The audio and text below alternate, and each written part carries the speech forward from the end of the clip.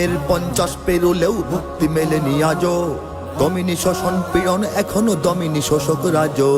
হে তরুণ তুমি ঘুমিও না, শেষ হয়নি তোমার কাজও। হে তরুণ তুমি ঘুমিও না, শেষ হয়নি তোমার কাজও। তুমি নতুন দিনের মুক্তি সেনানী, যুদ্ধের সাজে সাজো।